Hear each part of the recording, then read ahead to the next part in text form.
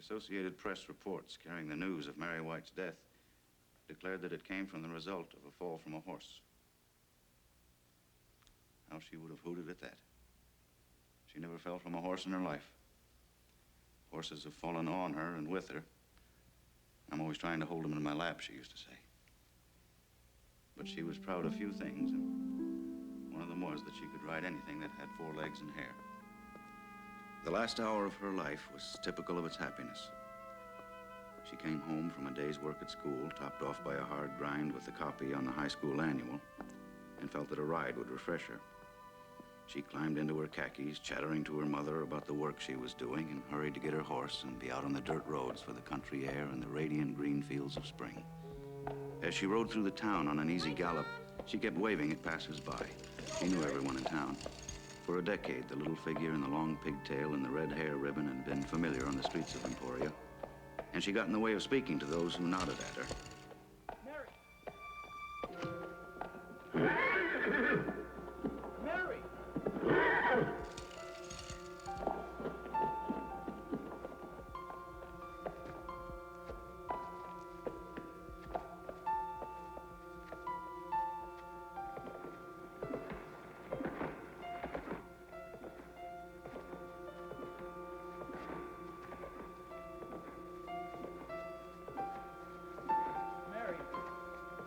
Mary!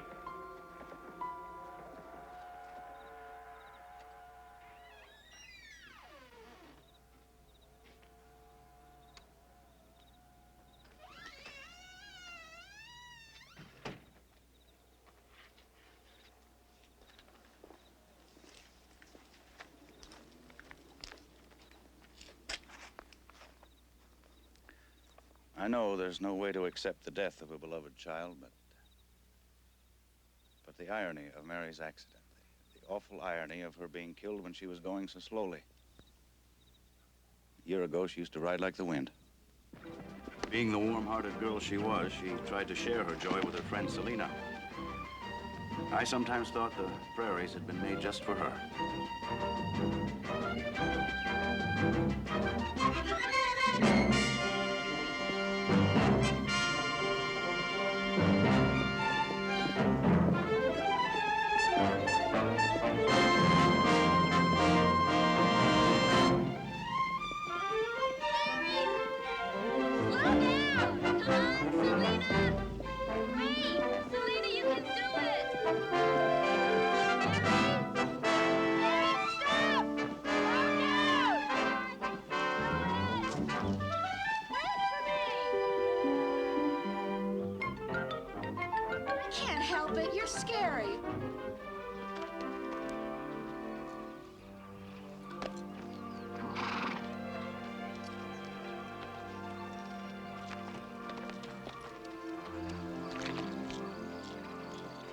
Riding with you anymore.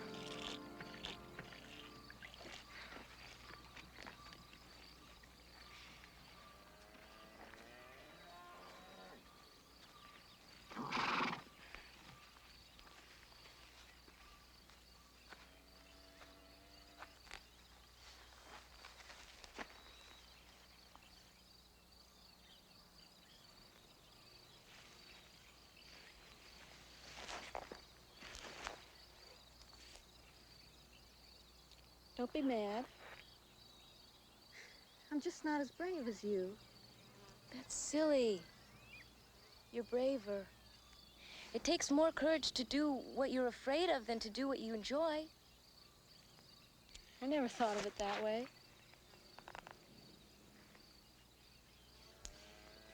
Is that why you do all the things you do? To prove that you're brave, I mean. I don't know. It's part of it, I guess. It's just that I can't stand the sham. I hate hearing people lie. Well, maybe they think they're telling the truth.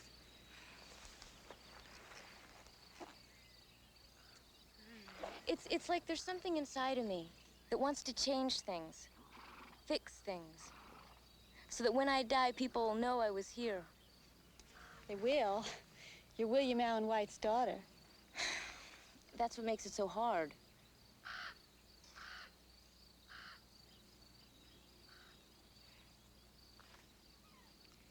on, let's go, Selena. I got an idea, come on.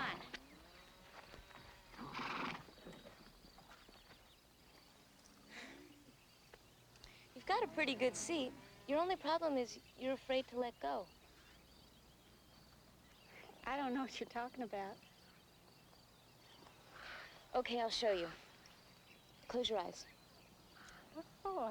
Never mind what for, just do it. Now, try to imagine that you and your horse are one person, that his legs are your legs. You wouldn't be afraid to run as fast as you can on your own legs, would you? No. Okay, now, imagine yourself running. The wind is hitting your face. You're a giant. You can cover the whole earth in one day. You're free. Okay, now open your eyes and let's ride.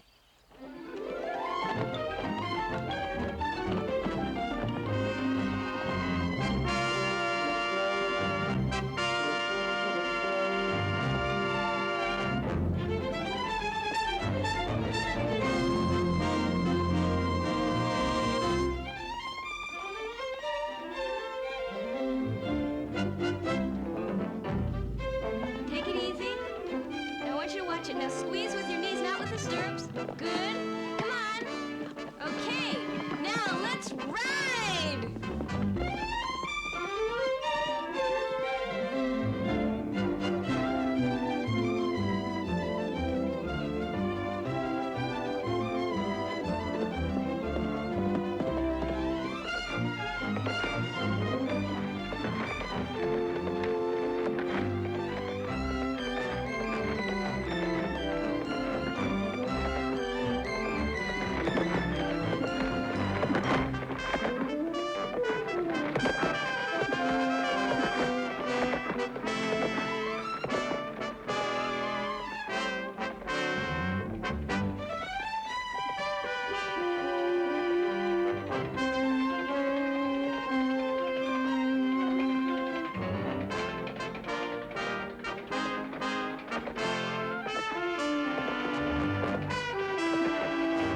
You're doing great, Selena.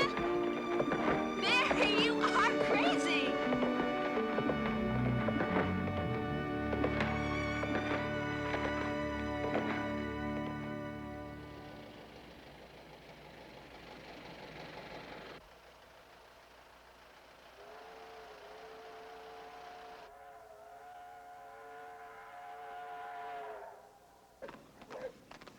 Some people in Emporia who weren't too happy with me said I spoiled its small-town flavor with all my famous visitors. But they still enjoyed it when Teddy Roosevelt and Calvin Coolidge came to call. This time, my illustrious guest was Jane Addams, the founder of Hull House.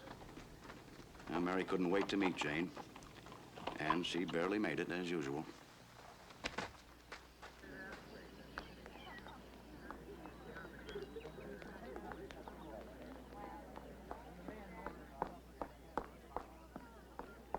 See, I'm early. You certainly don't expect to meet Miss Addams looking like that, do you? Well, why not? Of all the people in the world, Jane Addams is the last person to care about clothes, isn't that right? Well, if she doesn't, I do.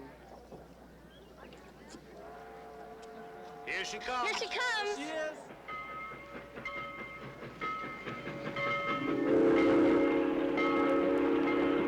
I had visited Jane Addams several times in Chicago since the opening of Hull House. She had worked and dreamed of a settlement house for many years.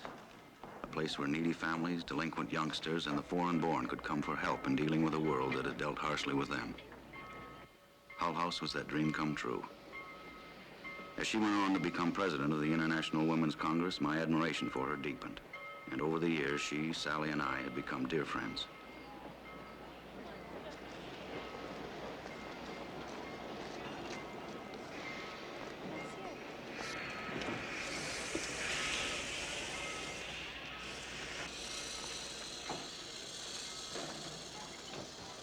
I don't see her. There she is. Jane! How do you do it? You don't look a day older. I swear you look just as young as you did when you opened Hull House. Well, I've never known you to lie, and don't start now. It's you who never looks a day older. It's wonderful to see you. And we look several days older. Oh, Jane, this is our daughter, Mary. You know, Will, she does look like Peter Pan. I've been looking forward to meeting you and your brother. Bill's away at Harvard. If you'll please excuse me, I just thought of something I have to do right away. I'll see you all at home. Mary? Did I say something wrong? No, it's nothing. Don't worry about Well, it. shall we go? Did you have a nice trip, Jay? I knew Mary didn't like Jane Addams saying she looked like Peter Pan, and it was my fault. I was the one who always talked about my daughter that way, and Mary always resented it. Like all children, she felt she was grown up by the time she could walk. You see, Jane, that's why I particularly wanted you to come to Emporia now. This is the real heartland of the United States, not the big cities filled with those idiots who have been seeing reds under every bed. Well, I'm sure you're right, Will, but I'm going back to Europe. I feel more comfortable there. You seen this? That is being distributed by a group called the Sentinels of the Republic. Is that the group which called you the most dangerous woman in America? No, that was Mr. R.A. Gum of the American Protective League. The funniest thing that's happened is that I've been denounced by the Daughters of the American Revolution. Can you imagine their embarrassment when they found out that I'd been a member for more than 20 years? I don't understand. Why are they doing this to you? I suppose because I represent change, Mary. And change is very threatening to people. Mrs. White, supper's ready. Thank you, Martha. Well, it'll blow over. We're all a bunch of hotheads in this country, but our bark is worse than our bite. They may forget about the colleges and the intellectuals, but I'm not so sure about the women's organizations. Oh, I hope you're wrong. You managed to take a small-town newspaper. Through the sheer brilliance of the editorials, have made yourself a voice to be reckoned with right across the country. Do you think that could have happened if you'd been a woman? Maybe not. That's why I'm so apprehensive. The hysteria is even beginning to affect Hull House. You can't let that happen. There's so much further to go. There's the double standard, the terrible clothes women have to wear, the way smart women like you are attacked. If you let them run you out of the country... Mary, please. Miss Addams has come here for a moment of peace. That's all right. You're quite right, Mary. It's just that when you fought so many battles, you tire temporarily. But you'll be back. I'm afraid I will. There's so much I want to do. Well, start. Here? You've had the misfortune to be born into a family of reformers. You'll find something. Would you write something in my copy of 20 Years at Hull House? Certainly. It's a little battered, isn't it?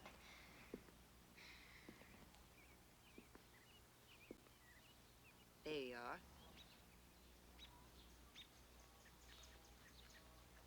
To Mary, who will learn that a journey of 1,000 miles begins with one step. Jane Addams. That's the hard part, learning to accept that. I was just like you. Sally. Wanted to change the world overnight. Suppose I still do, but it can't be done. I'll never be like you. I have no patience. When I see stupid people doing stupid things, I want to hit them.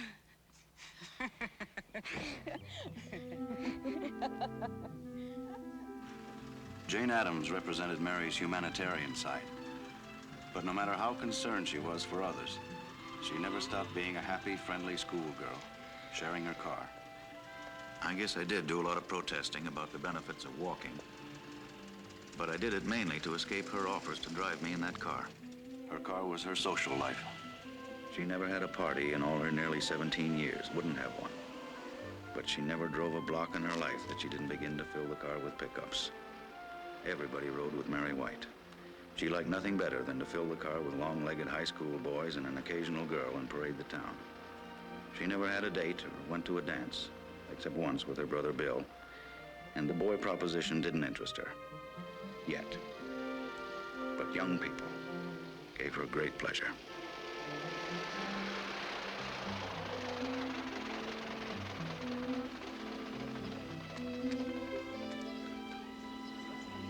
Okay, end of the line, everybody out. Thanks for running, Mary. Thanks for the ride. See you later. Yeah. Bye. Bye, Mary. Thanks. Bye. Todd, that means you too. I'm not moving until you tell me if to go to the spring dance with me. Suit yourself. Don't tell me he's at it again. Doesn't that dope ever learn? What's the matter, huh? I bet I could ask any other girl in this town and she'd jump at the chance. That's exactly what's the matter. Well, since when is it bad to be popular?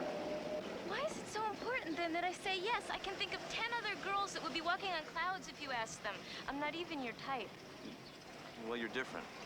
You bet I'm different. I'm William Allen White's daughter. Well, what's that got to do with it? Isn't he the local celebrity? Don't I walk in his reflected glory? Well, that's not the reason. Oh, well, is it my beautiful golden curls? Forget it. Just forget I even asked you, huh?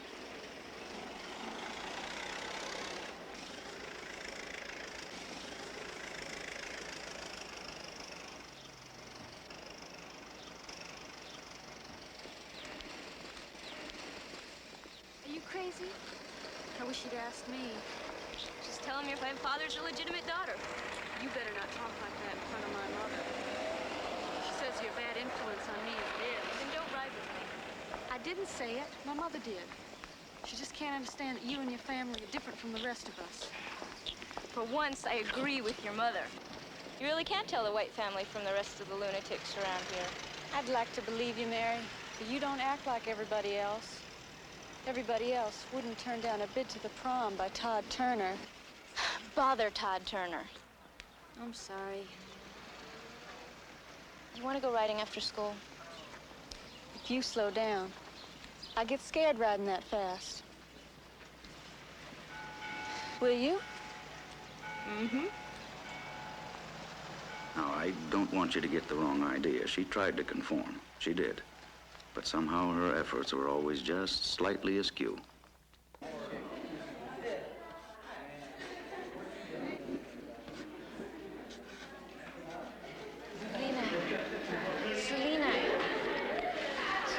Selena. Quiet down.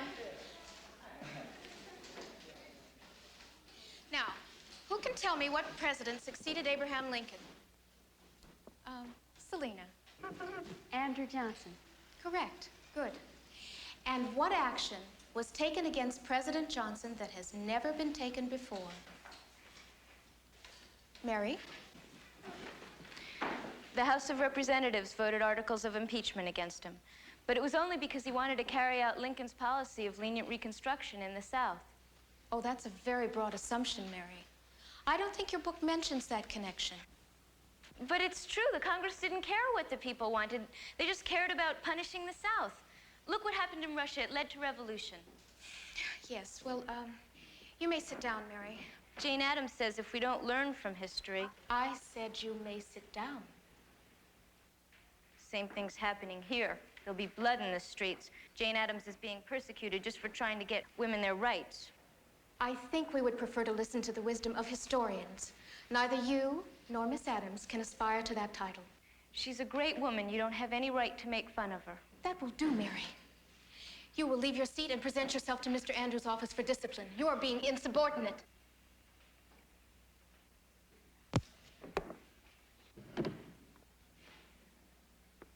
Why don't you pick up Jane Addams on the way? Maybe the two of you can burn down the school. Quiet! Quiet! It was only in that last year that Mary had begun to express herself with her pen. She discovered a talent for pen and ink drawing. And one of her proudest moments was when some of her sketches of school life were accepted for the annual. I know I was prejudiced, but I believe she had talent.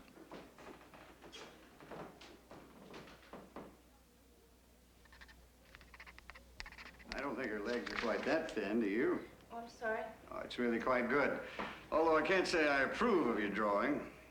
If your pictures are a reliable clue, I'd say you and Miss Peabody have had a run-in. She said to tell you I was insubordinate. And were you? Well, I don't think so, unless telling the truth is insubordinate. Well, one person's truth can appear to be another person's lie. Did you contradict her?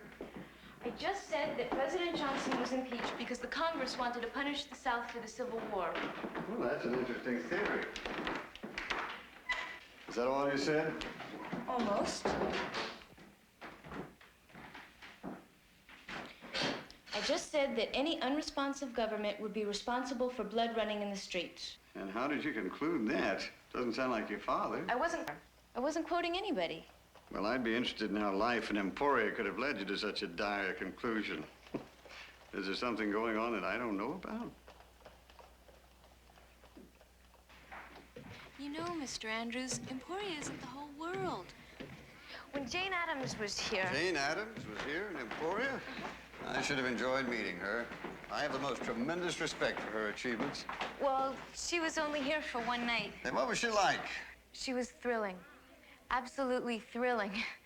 Do you know she's being called the most dangerous woman in America now just because she speaks up for people who can't speak up for themselves? Isn't that disgusting? It most certainly is. You know, I heard her once. I was in New York on vacation. I happened to see a notice of her appearance in the paper. When she stood on that stage and described the working conditions for men and women who had come here from Europe full of hope, only to end up slaving in sweatshops, trying to make enough to pay the rent on tenement flats full of roaches. She took the audience with her. I was quite carried away. As a matter of fact,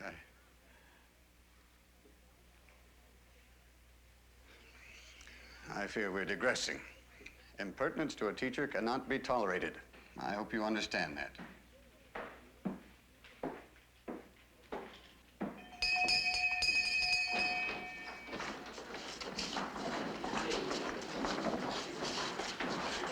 Mary, was he very mad?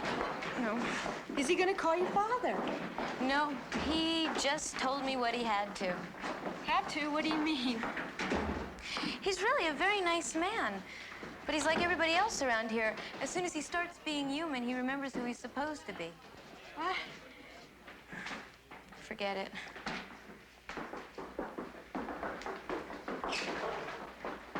Hi, Ellie. Mary, can I talk to you for a minute? Sure.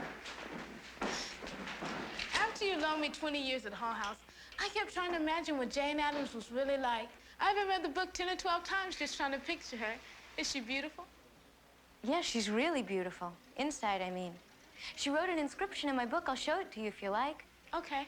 She's the most exciting woman. She's brave. She's really brave. What are you two girls doing?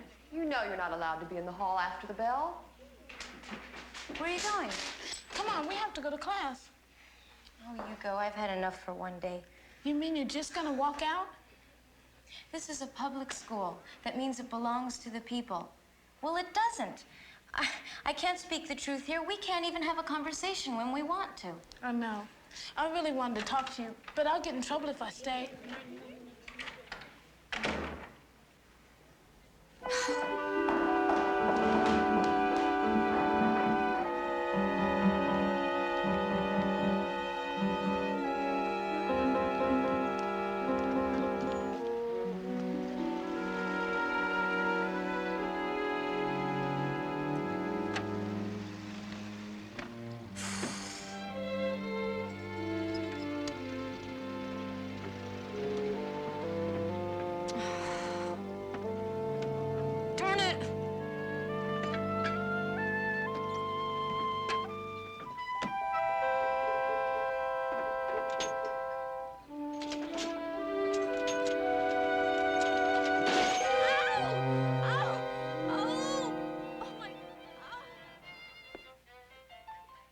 Does it hurt much? Not like when the doctor said it. Here you are. No, thanks. Maybe later. I'm not hungry now.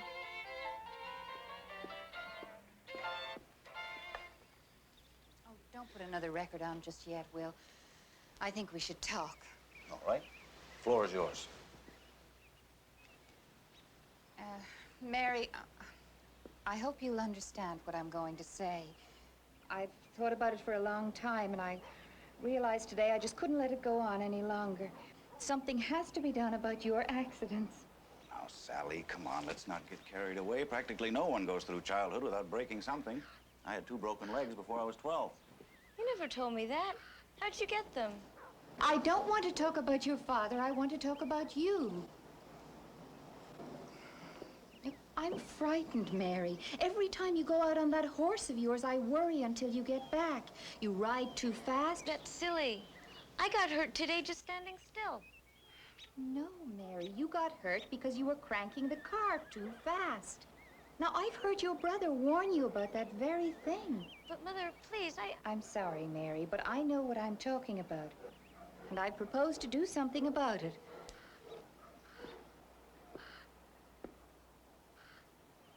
Well, I think we should sell Ginger and get Mary a slower mount until she proves that she's responsible enough to take care of herself properly. And as for the car... No, you can't do that. That's not fair. Yes, we can, Mary. If you behave like a child, dear, you will be treated like a child.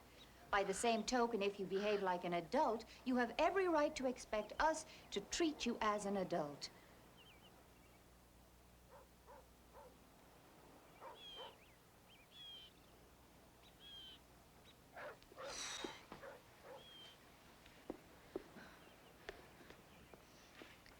That's not fair.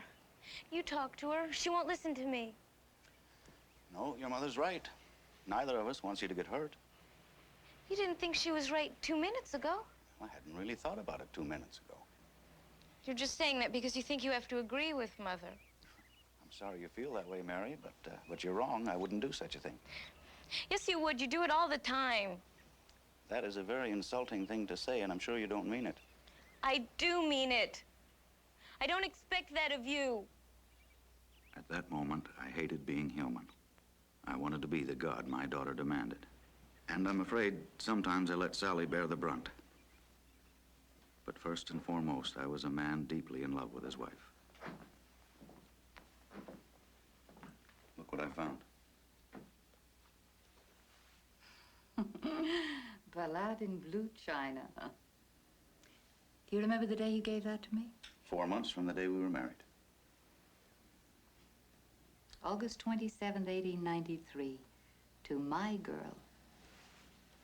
Remember how we sat on the floor and read it aloud to one another? I certainly do. You were much better at it. Now then, if that egotistical pup of 27 years ago were to come knocking at your door, would you still have him? If I were still the girl I was then, What about now?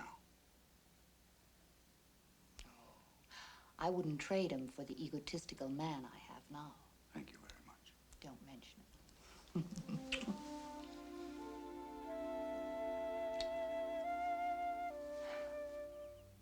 Mary always looked up to her brother Bill, and she really brightened up when he unexpectedly came home from Harvard one day. Mother? Bill! Oh, what a lovely surprise. For heaven's sakes, why didn't you let us know that you were coming? Well, I got tired of being good old predictable Bill, so I thought I'd surprise you. Bill! Bill! Oh, playing hooky. Oh, I'm legal. What happened to you? I'll tell you later. What's your excuse? Oh, well, I got lucky on my midterm schedule. I took 3 in a row. Heard Bucky Newland was driving as far as Kansas City, and here I am. My, you look different. It's the clothes. Well, you wouldn't want me dressing like a hick and disgracing the family name, would you? And this may come as a shock to you, Mayor, but when you get to college, you're going to have to give up wearing your uniform. Then I'm not going. Says you. You'll probably be the first one to go boy crazy and start dressing like a fashion model. Well, I only hope I live to see that day. Then you'll have to live to be 100. Youth, youth. What are you reading here? 20 years at Hull House? Are you trying to memorize this book? Oh, Mary, not again. When I loaned it to Ellie Rogers, she read it 12 times. She told me. I'm just looking through it to see if I missed anything. Who's Ellie Rogers? Nobody you'd remember. What does that mean? She's colored. Now I know I'm home. Mrs. White, the Iceman would like a word with you. Oh, and I'd like several with him. Now you two behave while I'm gone. Don't worry, we'll behave. Well, now that women have the vote, I take it this year's project is bigotry. Just because you're a college man doesn't mean you have to talk down to me. This town is filled with self-satisfied bigots. Mayor, don't be so hard on Emporia. It's the same everywhere else. People are slow to change. You sound just like Father. He always looks at the other side, unless it's mine. Look, just wait until you go away to school. Then you'll have some perspective. On what? Well, on Father, on this town, on the crazy life this family leads. Like we're really not small-town people. That's right. It's one of Father's fantasies. He's just plain Will White, editor of a small-town newspaper, so naturally his children are just small-town children. I mean, after all, doesn't every small-town kid come home from school to find Teddy Roosevelt stopping in for dinner? Or Jane Addams waiting to autograph a book for her. And of course, everybody goes to Europe and has a father who was there when they signed the Treaty of Versailles. Of course. At least he doesn't insist you're Peter Pan. Well, he'll get over that. I mean, he'll have to. When he sees you with 4 or 5 children hanging onto your skirts calling you mama, even he'll have to give up. You're just as bad as everybody else. You all assume that all I want to do with my life is get married and have children. Well, first of all, I think we should straighten up the world before any more children are brought into it. And secondly, I'm not planning on getting married. When I find my own road, I'm going to travel it like Jane Addams. Good for you. And in the meantime, can you get around with that thing? Yes, where do you want to go? To the newspaper office. Then I'll see you later. Well, don't you want to go? No. Father's letting Mother punish me for breaking my arm. They're selling my horse and they're not letting me drive the car. What do you mean he's letting Mother punish you? Well, he could have stopped her. He didn't agree with her, I could tell. He just thinks that he has to play father, the way he plays William Allen White, small-town philosopher. Look, Mary, he's a great man, but he's not perfect. Stop pushing him so hard. You did to go to Harvard. Well, that was different. I helped you.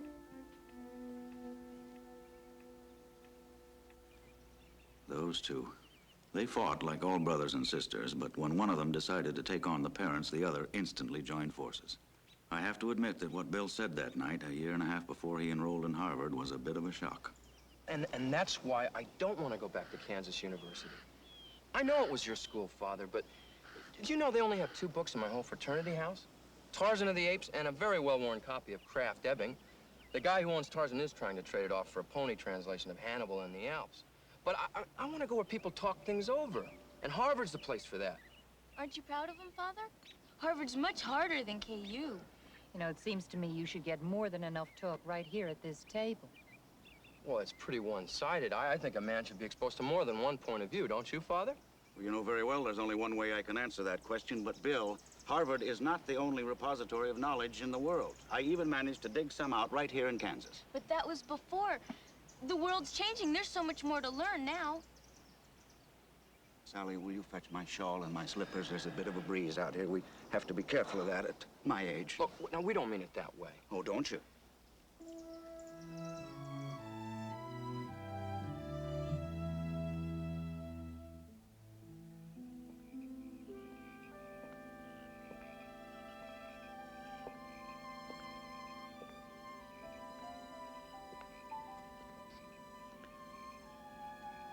Sometimes watching a child grow up fills a man with pride.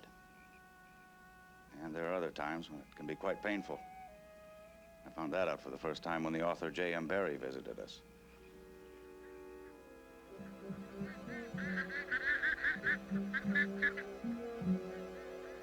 Even your American air smells young and aggressive. It's very stimulating.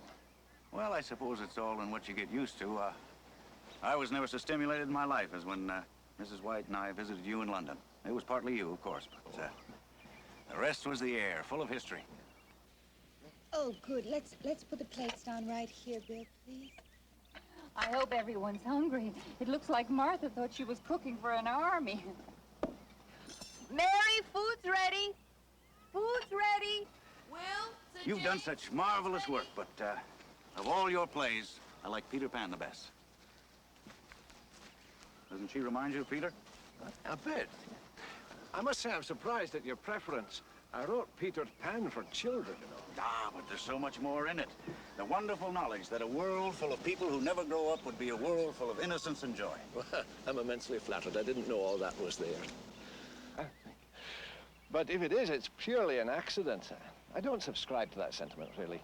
No, I'm more inclined to believe that most of the troubles in the world can be laid squarely at the feet of people who never grow up. I quite agree. I think you're pulling my leg. No, indeed I'm not. No, I'm not a romantic at all. I simply use the romantic style to express my feelings.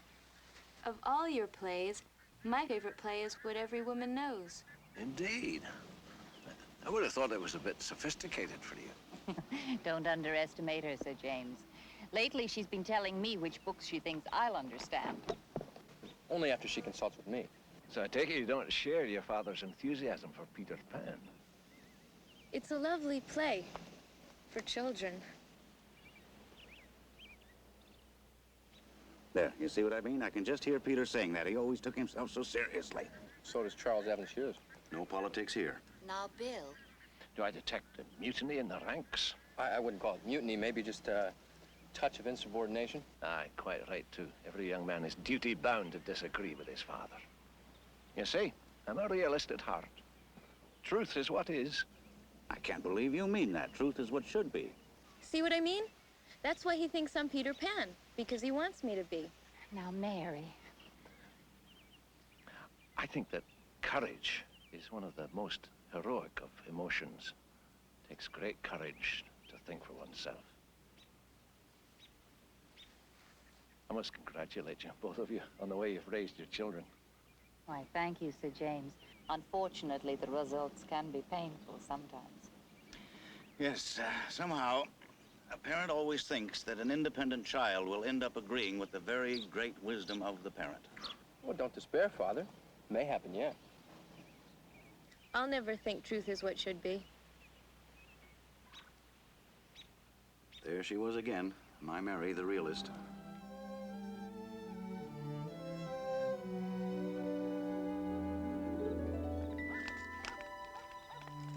Jane went off to Europe, but her spirit stayed behind. She put a burr under Mary's saddle, all right. Mary was itching to take that first step.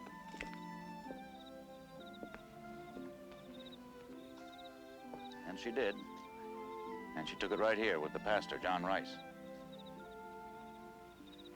He never knew what hit him.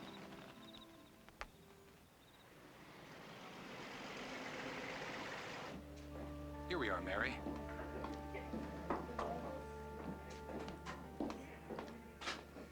Ladies, Mary has decided to switch from our missionary group to your committee this year. Mrs. Pettigrew, have you got a job for her? Well, that's sweet of you, my dear, but between us, we've pretty much got the menu covered. The old people out at the home like their Christmas dinner to be the same every year. I don't want to cook. I'm sure you're all much better at that than I am. Well, perhaps you might organize the delivery of the food on Christmas Day. Would you like to do that? Surely. Alone? Well, naturally, we get some strong young men to help you. I'm sure if you're anything like my daughter, you'd like that. Yeah. Why don't we all go? Well, that's hardly necessary. There won't be that much to carry. No. Why don't we all go? Why doesn't each person on this committee take the food she's made and stay and eat Christmas dinner with the people at the home? Well, It isn't done that way. Now, if you'd like to Well, deliver... just because it hasn't been done doesn't mean it can't. It's nice of all of you to do that cooking, but it's so cold, impersonal. I'll bet the people at the home would like to see you as well as your baskets of food. It's unchristian. The day William Allen White shows up at the county home, I'll be there, too. Now, ladies, Mary just isn't familiar with our procedures. Really?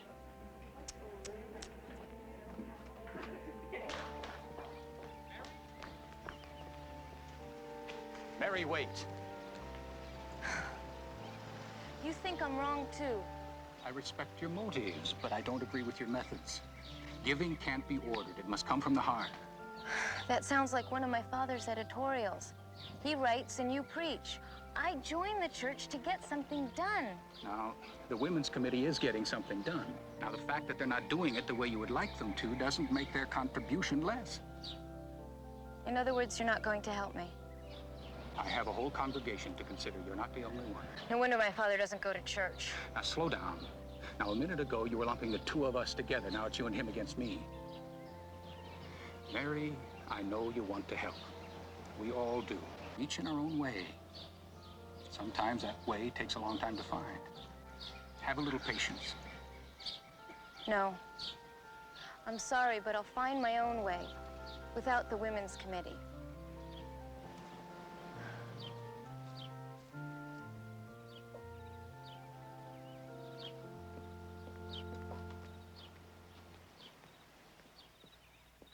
You're thinking she was a pretty fresh kid, aren't you? Well, she was. But it came out of a real love for people who never seemed to get a break. I can remember feeling pretty much the same way at her age, and I wouldn't be a bit surprised if you did, too. I guess the Lord had it figured out pretty well. If kids knew how tough it is to change the smallest thing, they'd never have the heart to think they could change the world. She really upset the pastor, though.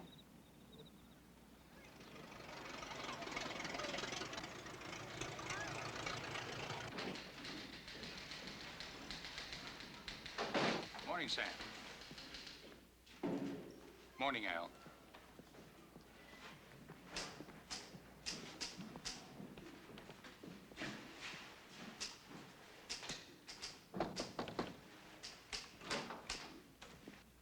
Put it on the desk. Go away. Well, it's not the warmest welcome I've ever had. John, I'm sorry. Come on in. Sit down. I gotta warn you, this is not a day to preach brotherly love to me. I'm not even sure I like you.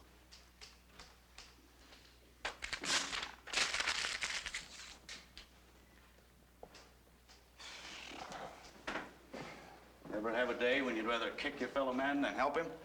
Answering as a clergyman, never. As a fellow human being, occasionally. You know, don't you, that Joe Endicott and that ragtag of Ku Klux Klan idiots he consorts with are planning a parade down the main street of town night after next? I thought we'd seen the last of that nonsense. No, sirree. They're coming, complete with signs, burning crosses, and white nightgowns. That piece of paper I threw away was my 5th attempt at an editorial trying to show them up as the asses they are. Will, I want to talk to you about Mary. Well, good. That's bound to be a more pleasant subject. Usually I'd agree with you, but not this time. I'm feeling very human about her. As a matter of fact, I'd like to put her across my knee and spank her. Well, John, you better go back to being a clergyman. If you tried to spank her, she'd probably hit you back. I'm serious, Will. I'm very angry with her. Made you feel guilty, didn't she? She told you about it. No, but when she said she was joining the Christmas committee, I figured it was bound to happen sooner or later. I'm glad she's doing it to you for a change. Well, she's got me talking to myself. Do you think maybe I don't see the forest or the trees? John, Mary's gifted. She has the intelligence of a woman and the heart of a child. That's a real Peter Pan. Unfortunately for us, we've grown up. Now, John, don't take it to heart. There's not a person in this world can live up to Mary's expectations. I guess you're right, Will. I just wanted to talk it over. Thank you. Okay, see you later.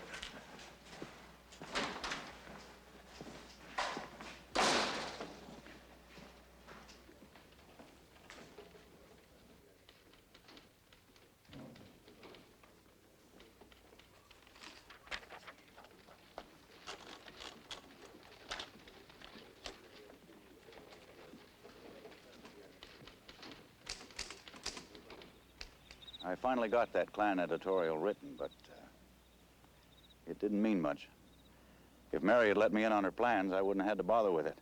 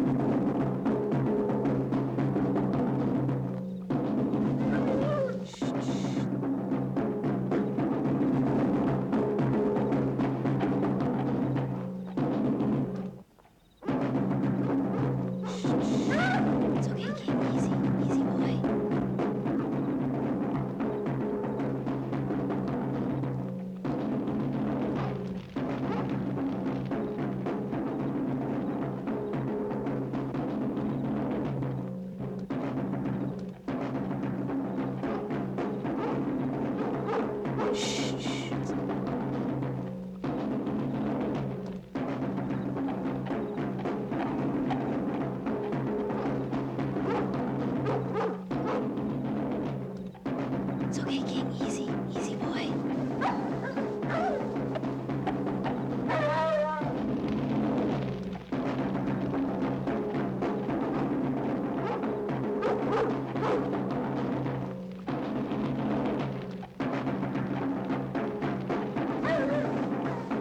Stay.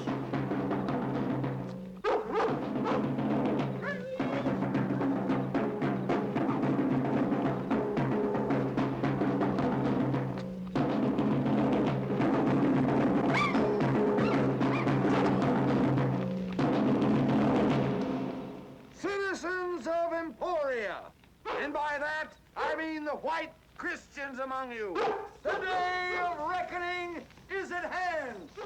How long must the pure among us allow ourselves to be dragged into the slime by the unclean, the niggers, the Jews, the radicals that pollute our clean American air? I tell you now. Get away. Get away, dog. Get out of here, dog. Get out of here, King. Get out of here, boy. Get away, dog. Get away. Hey, Joe, it's your own dog! What's the matter, Joe? Don't even King know he's supposed to be afraid of you? You're not a great watchdog there, Joe. Get out of here, King. King, get out of here. Mad, Papa! I'll get him! Come back, King! Get away from me, King. Papa! I'm sorry. I'm sorry, Papa. Get He away didn't from me. mean it, Papa. Hey, King, get away. I'll get him, Papa. Get Come away. back, King. Come back, boy.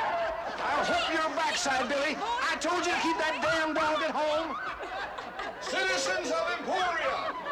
Citizens, come back here. Come on back here. You listen to me. Listen to what I've got to say to you. Listen to me. Don't go away. I've got something to say to you. You come back here and listen to me. Listen to me. I've got something to say to you.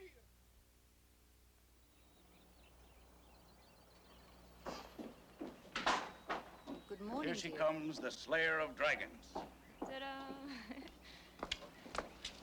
Morning. Good morning, Mary. Your father was just giving me an eyewitness report of what happened at the parade last night. Must have been very funny. Why aren't you laughing? It's probably because I'm not a very good reporter. Oh, stop fishing for compliments, Will. Oh, the sage of Emporia would never stoop to such depths. That'll be enough of that. More respect, please. Mary, do you remember the night when you convinced us you were responsible enough to drive the car? It was a pretty good piece of salesmanship, wasn't it?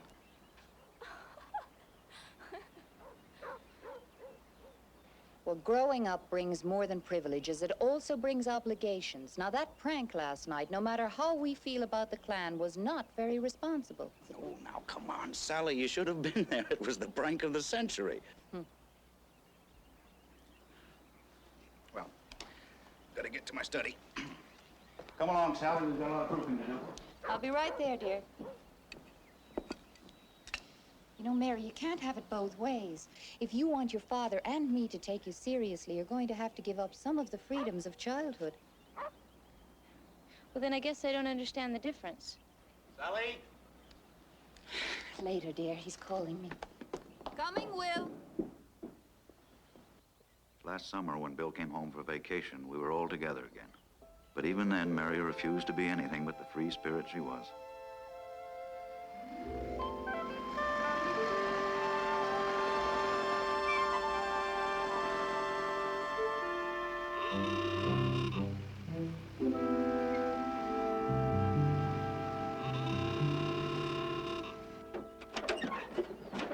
Now, don't forget, she'll try and put you off by being as tomboyish as possible. Just ignore it. I hope you know, I wouldn't do this for anyone else but you. Hey, pal. Here we go.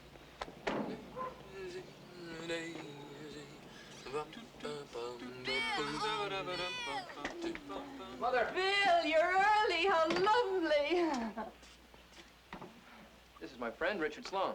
How do you do, Mrs. White? We're so pleased that you can come. Thank you. For heaven's sakes, come inside, both of you.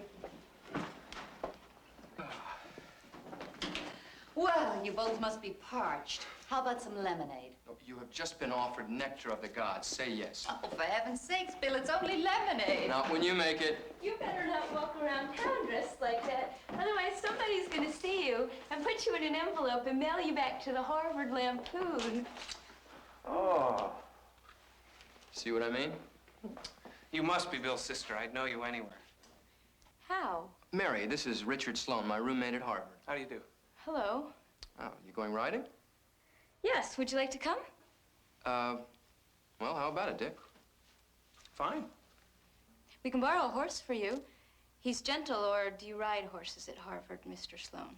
Mary, Mr. Richard Sloan III's family have been raising horses since they arrived on the Mayflower. Well, the only thing I like better than Mother's lemonade is a good ride. And I'd like to see Mr. Sloan handle one of our Kansas horses. Well, it'd be my pleasure, Miss White.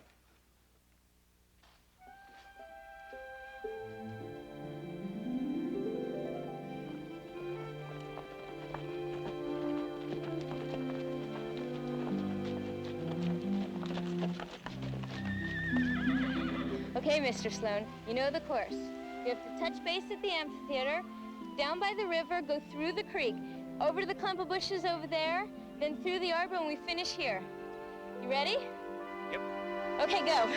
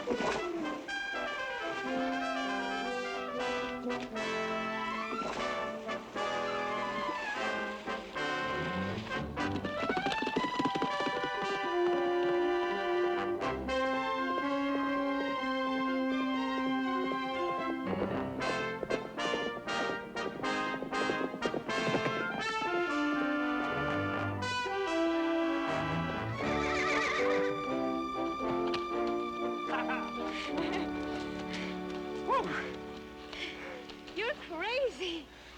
Well, better luck next time, Miss White. And there will be a next time, Mr. Sloan. All right.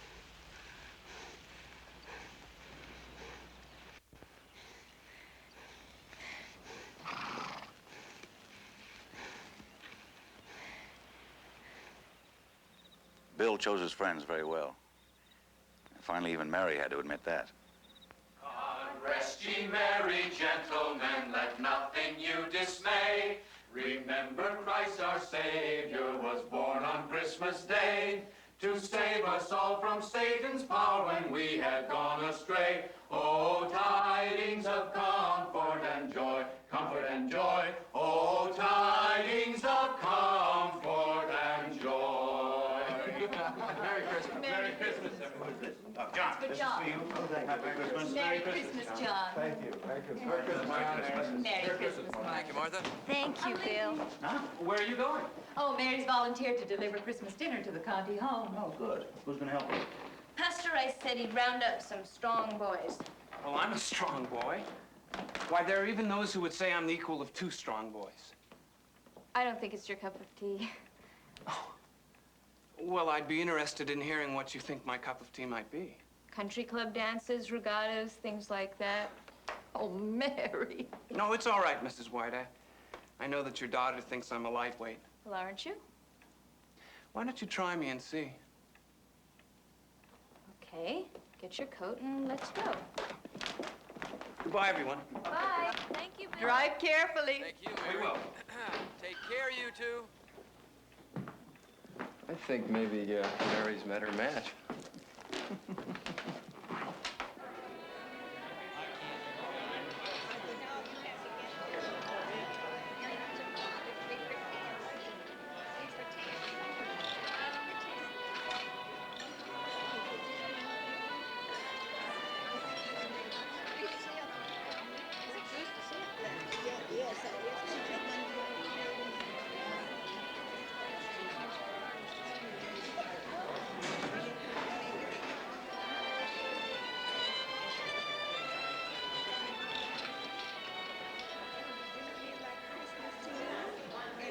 Doesn't it? Merry Christmas.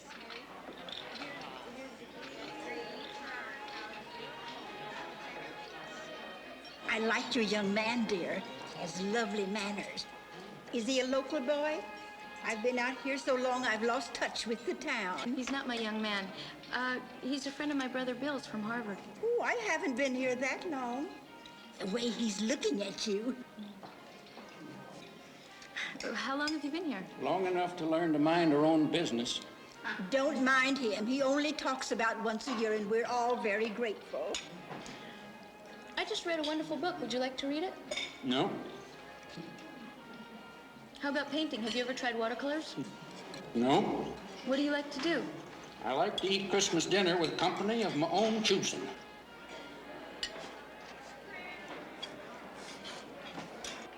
Sorry. Mary.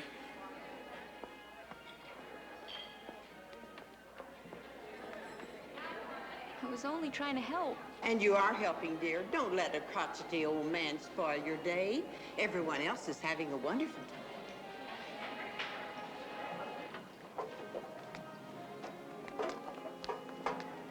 That was some experience. You should be very proud of yourself. Come on now. You're not going to let that old buzzard get to you, are you?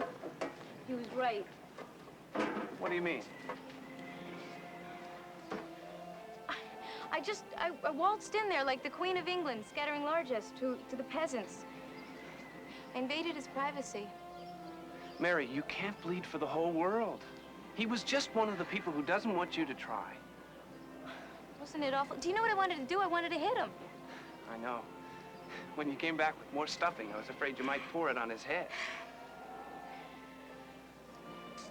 Mary, if it's all right with Bill and your parents, I'd like to come back here for spring vacation. How would you feel about that? I think it's wonderful. Bill's very fond of you.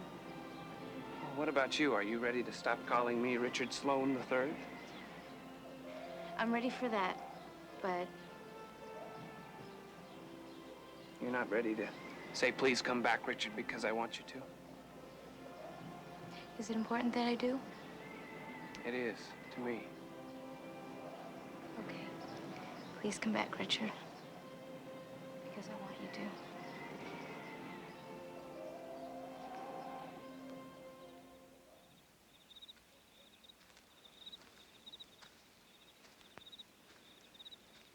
Mary was very much like her mother. Neither of them knew or wanted to know how to flirt. When I met Sally, she liked me and she let me know it. And Mary was the same way, whether it was Richard Sloane III or Tom Knight, the Gazette carrier. Oh, come on, Tom. Give them to me now. I could take them out your desk for you, you know. If you don't stop treating me like this, I'll... You what? I don't know. You just make me feel so helpless. Well, that's all the thanks I give for being considerate. After all, you're used to riding, not walking this week. Oh, a little exercise never hurt anybody. Besides, they're letting me have the car back next week. What about Ginger? Still off limits. My father says he'll let me know when they think I can be trusted to ride again. Oh, I have to talk to someone. I'll see you later, okay? Ellie, hold on. Wait a minute. I've been thinking about you. We never got a chance to finish our talk. I know. Maybe we can meet later in the yard. Oh, bother. Come on in here for a second. We can decide where to meet. Come on. Mary. Come on. Mary. Maybe they should put white only on the door. Mary. Be careful. They might put no idiots allowed. Then where would you two go? You think you're so smart. What's wrong with you? They insulted you. Forget it. I'm not wanted in here. Who said? It's an unwritten rule. I never heard of it. Did you ever see a colored girl in here? I never noticed. I don't pay much attention to things like that. Well, most people do. Mary, I've got to go to class. But Ellie... We'll talk about it later, okay? And I don't remember a single article or editorial about it. How could you let it go by? Hi, Mary. Mary, I am just as outraged as you are by senseless cruelty, but segregation is not something that started this morning in the girls' lounge. It's going to take a lot more than an editorial to stop it. Well, okay, but somebody has to take the first step. Why wasn't it you? I can't answer that question. Well, that isn't going to help Ellie very much. Well, we all do the best we can. I think we can do better. The undersigned believe that segregation of any kind at Emporia High School is contrary to the principles on which this country was founded. As taxpayers, we demand equal access to facilities for all students, regardless of race, creed, or religion. Well, what do you think? It's a fine idea, dear, but who do you think will sign it? You and Father and the men at the paper and Pastor Rice and... Well, you can count on us and probably Rice, but don't be so sure about my employees. They don't all think like I do. But they have to sign. Everybody should. Mary, I don't hold with making a man's private convictions a consideration for employment. I know how you feel, dear. I used to feel the same way growing up in Kentucky. Come to think of it, I still do. Or I would if your father hadn't taught me the art of the possible. What's that? That's reaching for the moon when you know you can't get it, and then settling for a piece of it, which is more than you had when you started. But that's not good enough. May have to be.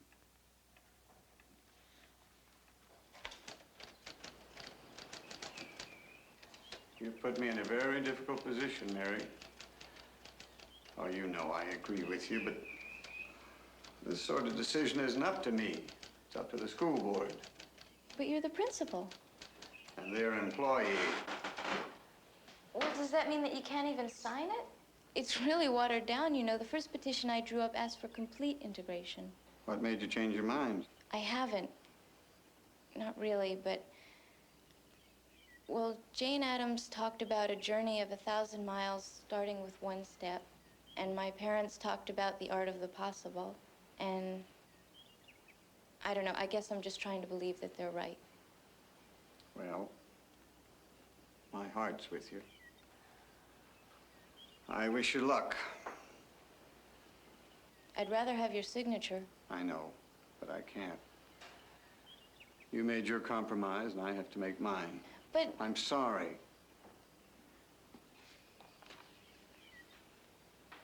I know when Will White's daughter has a chance to think it over, she'll understand.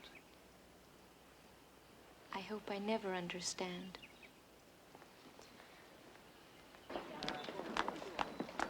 Did he sign? No. I knew he wouldn't. Maybe we should forget the whole thing. No!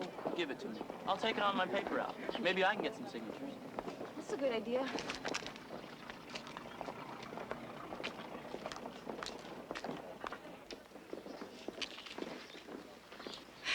Don't worry, Ellie. Between us, we'll find a way. I really wish you'd forget it. What's the matter with you? This is for you. All of this. Don't you care? I should have known better. What are you talking about? If you really want to help, then leave us alone. Oh, sure, that's a big help. Look, I won't stop. I can't. Just thinking about stopping hurts too much. Hurts? What do you know about hurt? Living up there in that big house with everything you want and your daddy so famous. You ain't even like other folks in this town. You don't even know your place. If you did, you wouldn't let me talk to you like this. You have nothing to be afraid of. You're William Allen White's daughter.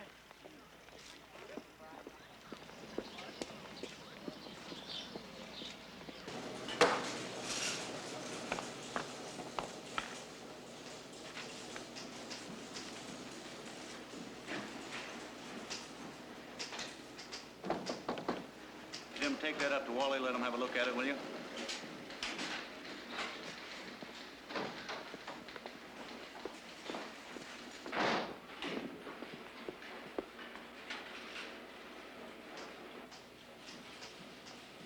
Harlow, will you excuse us? Sure, Mr. White.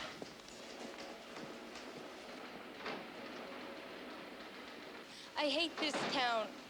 I hate everybody in it. I have days like that myself. Don't make jokes, I'm serious. I know you are. Well, I'm serious too when I feel like that. Will you stop patronizing me?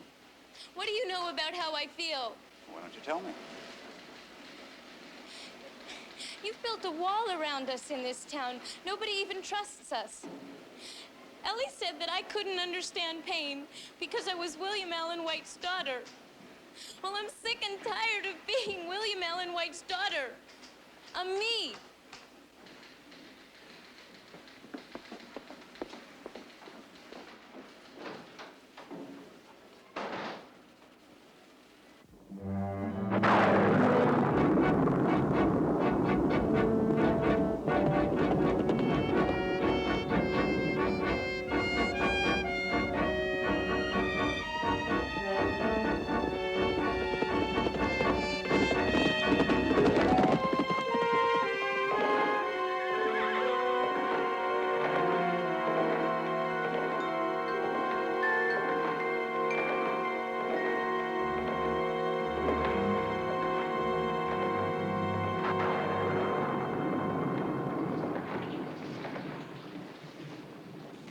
Say a word all through dinner. Between your silence and Mary's, I've got heartburn. Take some bicarb. I did. It didn't help. Try hot water. I don't need medical advice, Will. I need to know what this is all about. First, Mary leaves the table without even a word, and she rides off on a horse she's forbidden to ride, and now you sit here like a sphinx. What's going on?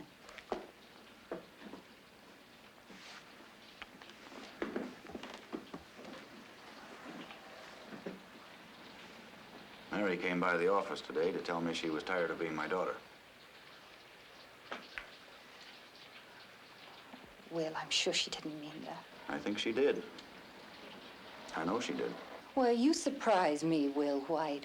You're the one who's always telling me not to forget my growing up, but it'll help me understand our children better. Didn't you ever say anything in anger that might have hurt your father? Many times.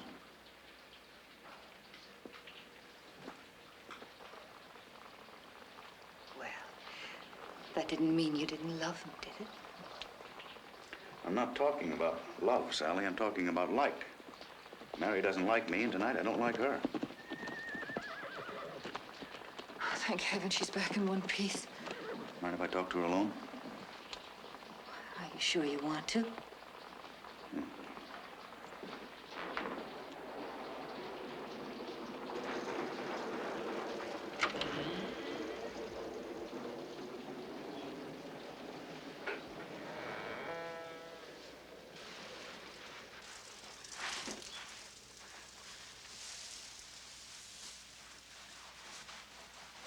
Bet he used part of that towel on yourself. I'm okay.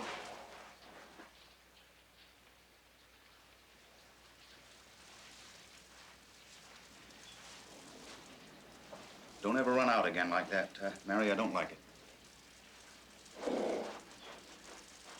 Hear what I said? Yes.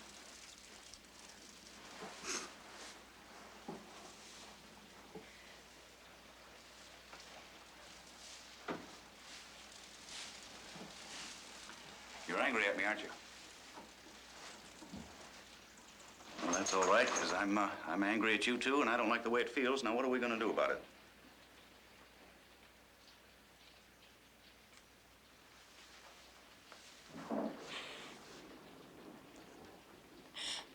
It's just that I can't do anything right.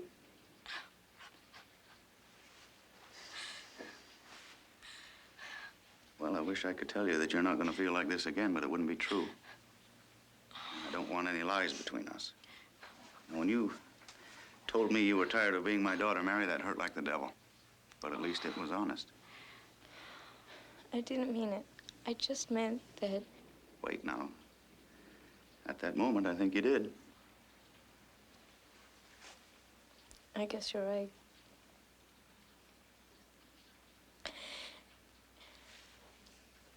It's just that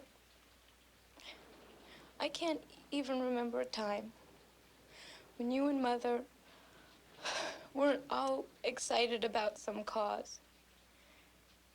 I'd hear you down in the living room after I'd gone to bed. You'd be planning some big editorial that would right a wrong or point out to people how blind they were being. And all I ever wanted to do was help, to do what you do. And every time I try, I get it all mixed up so.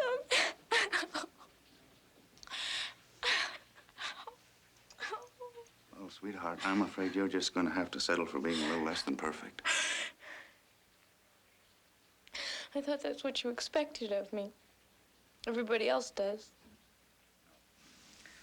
I doubt that. I think the only one expects you to be perfect is you. Well, if that's what you thought I wanted, then I don't blame you for being tired of being my daughter. Matter of fact, I know just how you feel. How could you? Because sometimes I get very tired of being William Allen White. I forget, you see. And I expect him to be perfect, too.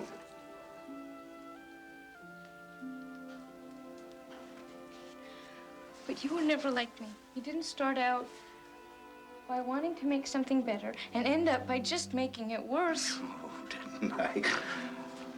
Boy, I'd hate to have to tell you how many times I've done just that. And I might even be doing it right now, but I have to take that chance. You see, Mary, that's what it's all about. Being willing to take a chance. You do it. And I hope you never stop. Do you really mean that? Lord, have mercy on my soul. Yes, I really mean that.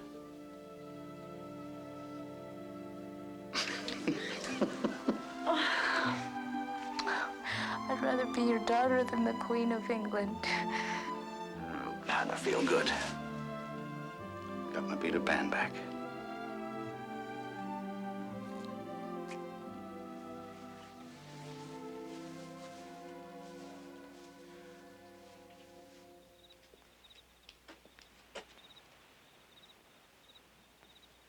When graduation day comes along in a few weeks, Mary's chair will be empty.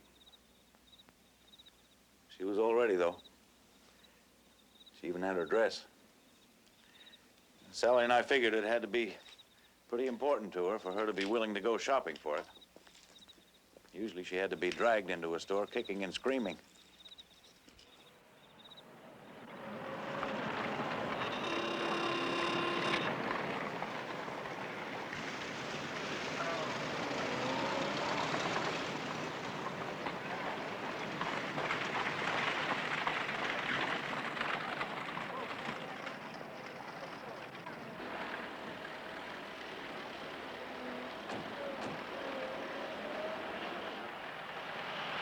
Oh, Mother, we weren't going that fast. Good afternoon, Sally. How are you, Mary? Getting excited about graduation?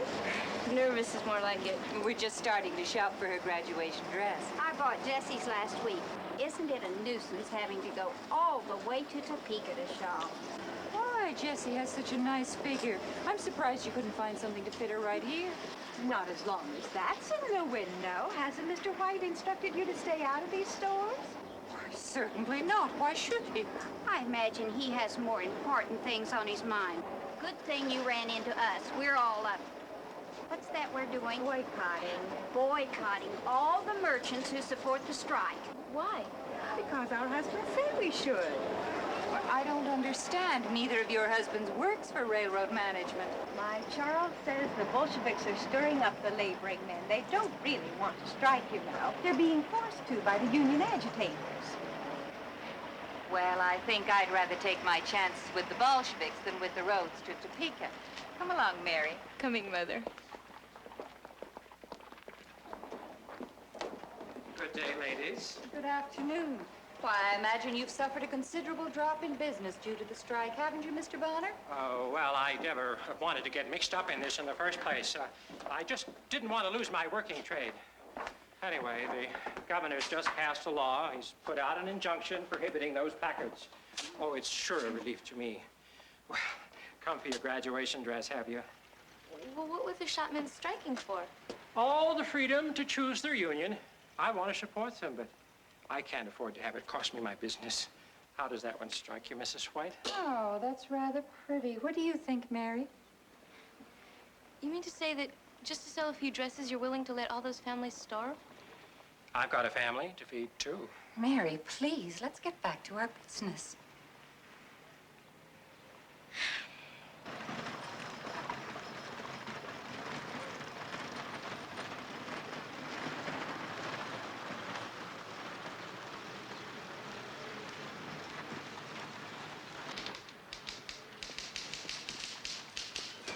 Good afternoon, Miss Butler. Hello, Sarah. Will? Ah, good. You came exactly the right minute. Just getting ready to go home. Oh, Mary drove me downtown. Uh-oh. Well, I'll probably walk. I need the exercise. Ben, Daddy. you put this up in our window, please? Oh, you're too late, Will. The governor just obtained an injunction forbidding the posting of that sign. I know it. That's why I'm going to put up a bigger one, make sure everybody can see it. When they come to arrest you, should I tell them they'll find you at home? Yes, indeed. Arrest? Will, they wouldn't do that, would they? No, I'm afraid not. They know that's exactly what I want them to do. I want this to be a test case. They know darn well it'll never stand up in court. Clear infringement of civil liberties. If the governor ignores you, why don't we all drive down to Topeka and march up and down in front of the Capitol with a sign? That wouldn't be breaking the law. The injunction prohibits the sign from being placed in shop windows. It's not fair. That skinflint Bonner's gonna get away with it. Why don't we boycott him for taking the sign down? Because that's an infringement of his civil liberty. He doesn't deserve to have any. Mary, if civil liberties were only available to those people we approved of, we'd all be at the mercy of every crackpot that comes along. Then why aren't you fighting for Ellie? I am. You know, I wrote that article on segregation. I am not talking about writing. I'm talking about doing. Well, Mary, when you get to be a little older... If getting older means putting words before actions, I hope I die young. I'm sorry. I love your spirit, you know that. I hope you keep it all your life. Will, she's serious. Of course she is. That's what makes her Mary.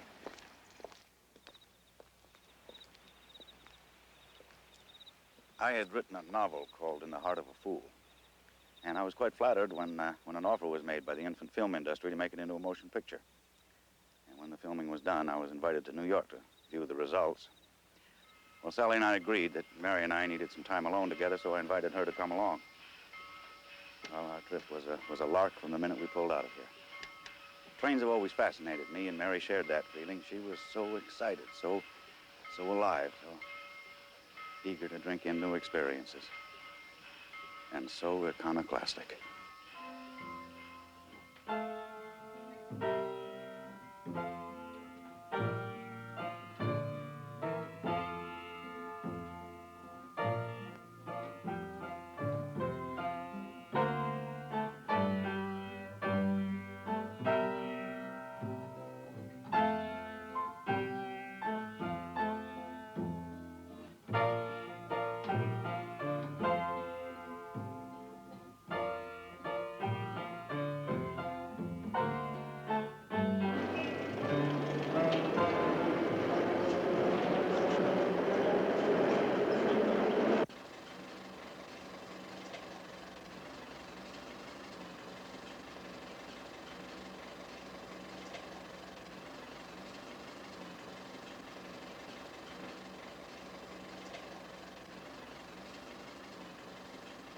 You really can't get the full effect without the music. When it shows in the theater, a piano player will be pounding out the Stars and Stripes forever. Yes, well, that ought to help quite a lot. You really shouldn't take the money for this. They haven't used your story at all.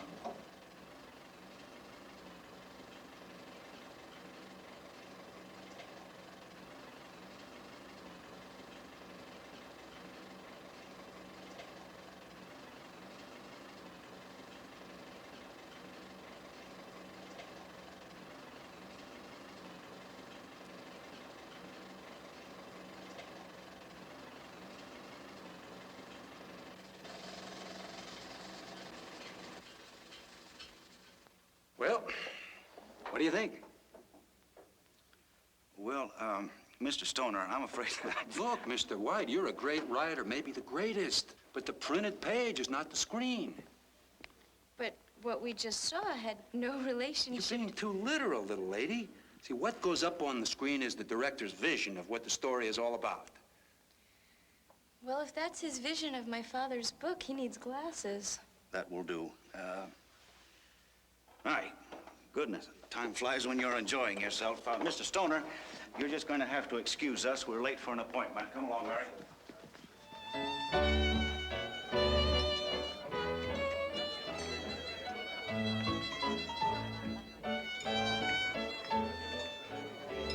For an appetizer, may I suggest the escargot? No, I don't think so. Oh, I'd love some. The last time you were served escargot, you just stared at them. I was only 10 years old then. One order of escargot. Very good, sir. Thank you. I could have ordered for myself, you know. I'm sorry, would you rather have something else? No.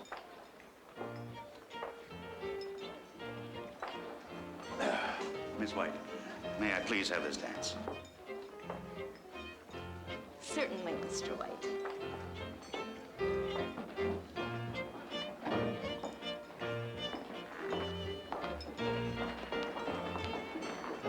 Now, if I step on your foot, you just pinch me. That's what your mother always does.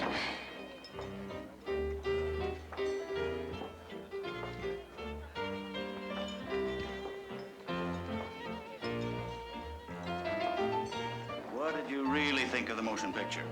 Or shouldn't I ask? Well, it was... It was an experience. Yeah, it certainly was. It was awful. Mary, I wish you'd stop beating around the bush like that.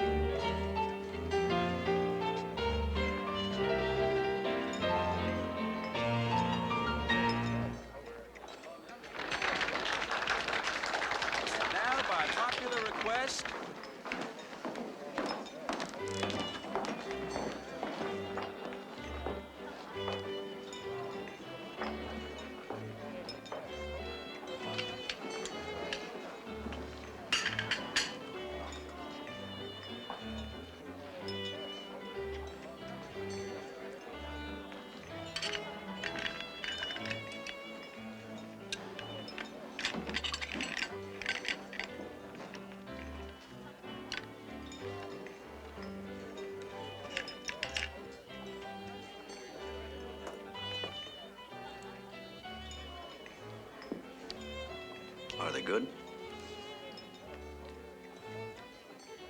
Delicious. Well, when you finish those, I can order you some more if you like. Daddy, Yes, Mary?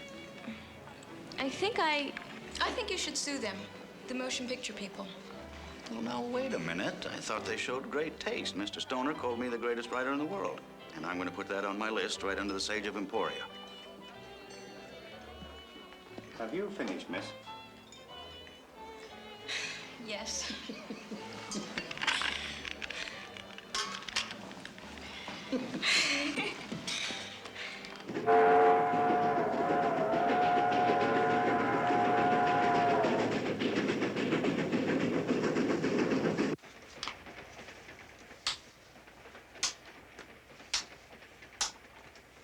That's another one for me. I concede you're too good for me. You coming down with the cold? Let's play another game. I'll let you beat me. Wouldn't get much pleasure out of that, would I? Well, I seem to remember you used to let me beat you. Yes, well, that's different. You were a little girl. You knew I was throwing the game? Oh, not at first, but, when I got to be about 12. Oh, come on. I didn't do it that long, did I? For all I know, you may still be doing it. Either that or you're a rotten player. No, my mind wasn't on it. I was starting to compose a letter to Will Hayes. The Postmaster General? No. He's the one that got me into this motion picture deal. It's all he ever talks about. He thinks they're the coming things. What are you gonna say? I don't know. I've got some ideas, and get home, I'll talk them over to your mother, sort them out. What was that for? It's like I'm not even here. What are you talking about? I saw that awful picture show with you, not Mother.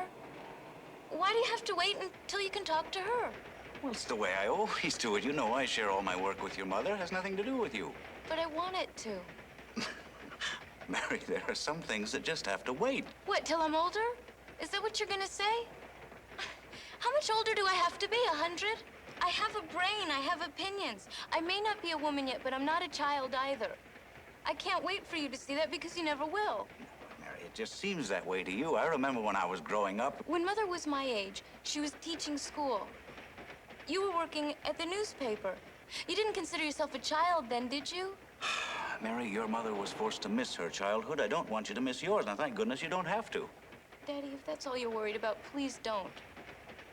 I had a wonderful childhood. The best any girl could ever want. But it's over now. Can't you see that? Can't you look at me for once and really see that?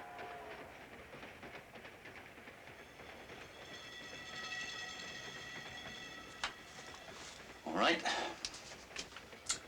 What do you think I should say to him? Well, first of all, the audience isn't made up of morons.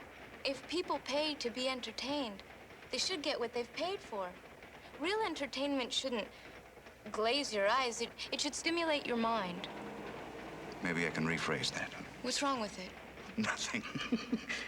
Go on, what else? Tell them that if they think enough of a book to pay good money for it, they should respect the author's thoughts. Writers think up the stories, for heaven's sake. Not only that, how do they know that the audience won't like... Just wait now. Let's go back to your first thought.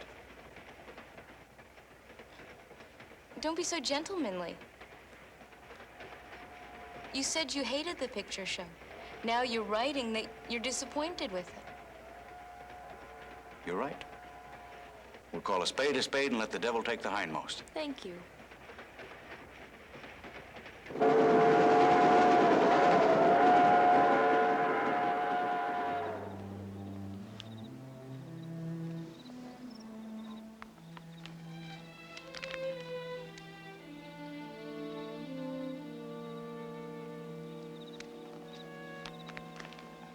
From the time Mary and I got back from New York, the current of my public life nearly swept away all memory of those few minutes when my daughter and I knew and respected each other as people.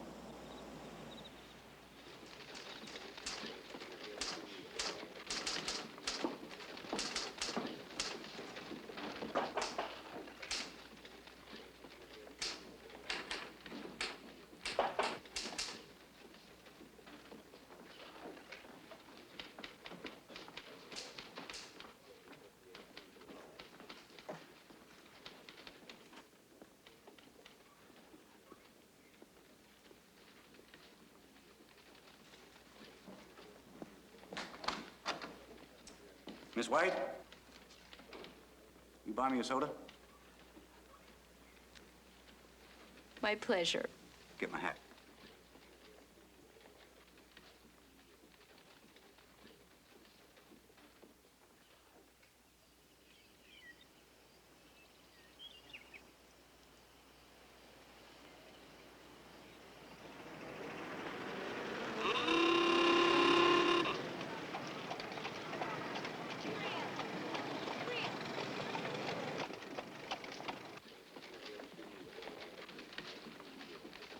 I'll stand behind this editorial.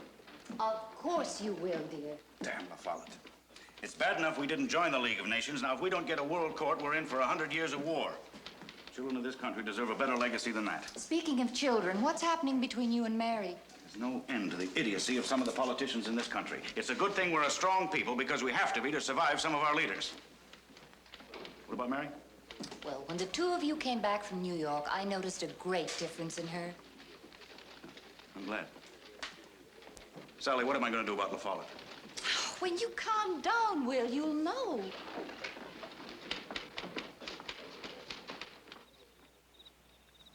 Sally was right, as usual. I decided to go to Washington and debate La Follette. I left on a warm spring day. I wish I were going with you. Not this time. This trip is no place for a lady. I anticipate some strong language. Oh, Will, now you're a much more effective speaker when you don't get excited. All right, all right. Mary, where are you going? I forgot something in the car. I've been thinking about her. When I get back, I'm going to try to treat her as if she weren't a child. As a matter of fact, I'm going to get behind that drive of hers to get the lounge for those colored girls. Oh, Will, I'm so glad. I'll tell her. No, don't. I don't think words are going to be enough. I'm going to have to prove it. Just to remind you. That is first rate. You have the makings of a fine political cartoonist, Sally.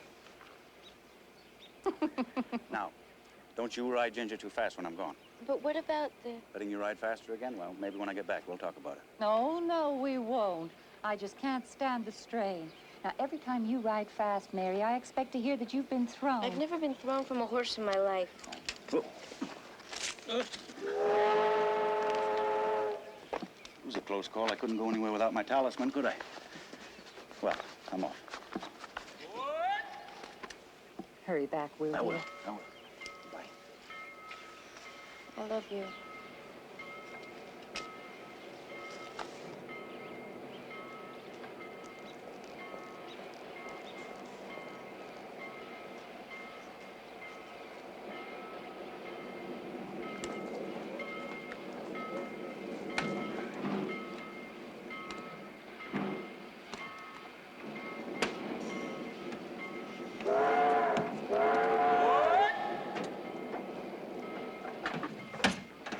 That was the last picture I had of Mary.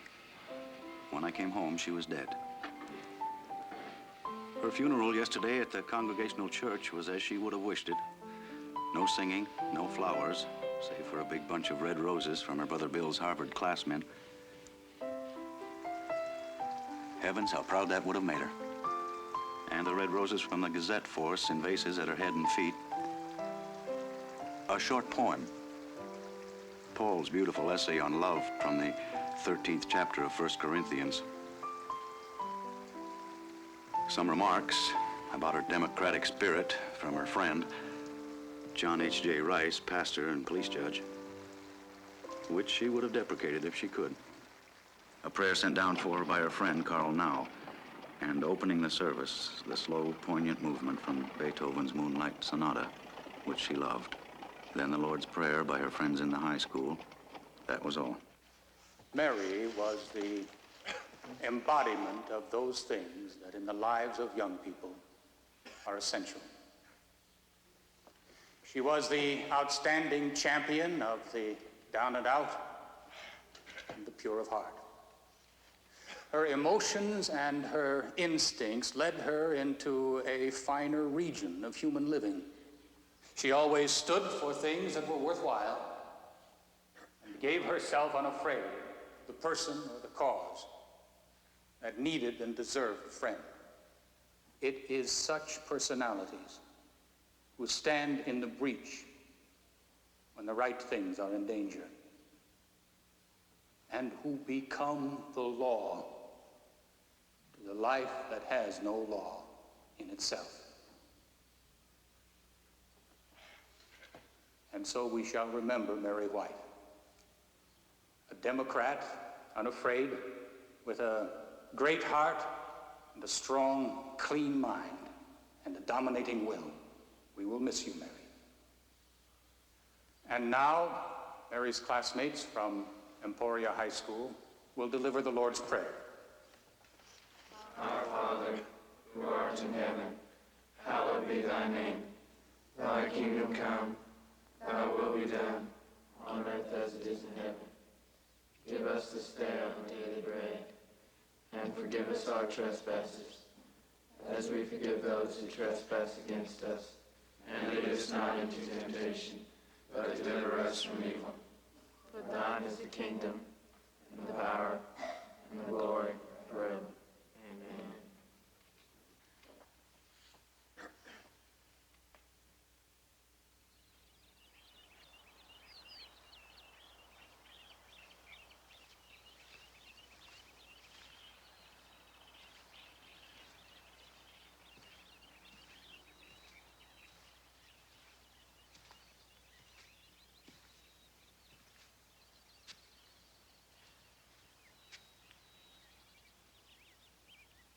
Mother's waiting for me, but there was something I wanted to tell you alone. I know in my heart that you would have made a fine woman. A woman that both of us could love and respect. I want you to know that. But I want you to understand that if I write about you as my Peter Pan, my free spirit that'll never grow up, that's who you were to me. And now that's how you will always be.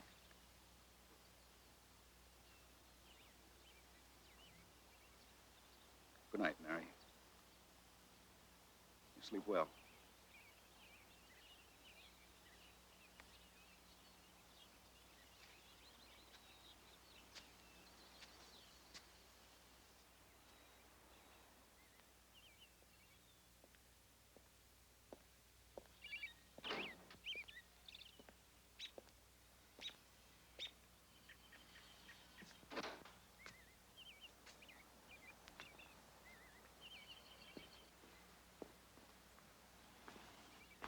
Finished it.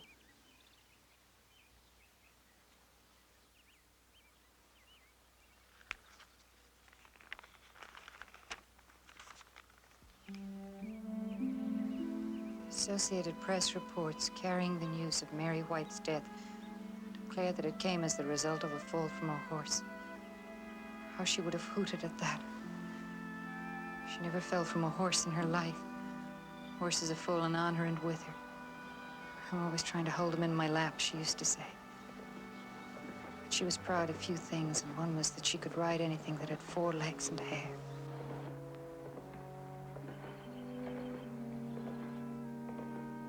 A rift in the clouds in a gray day threw a shaft of sunlight upon her coffin as her nervous, energetic little body sank to its last sleep. But the soul of her, the glowing, gorgeous, fervent soul of her surely was flaming in eager joy upon some other dawn.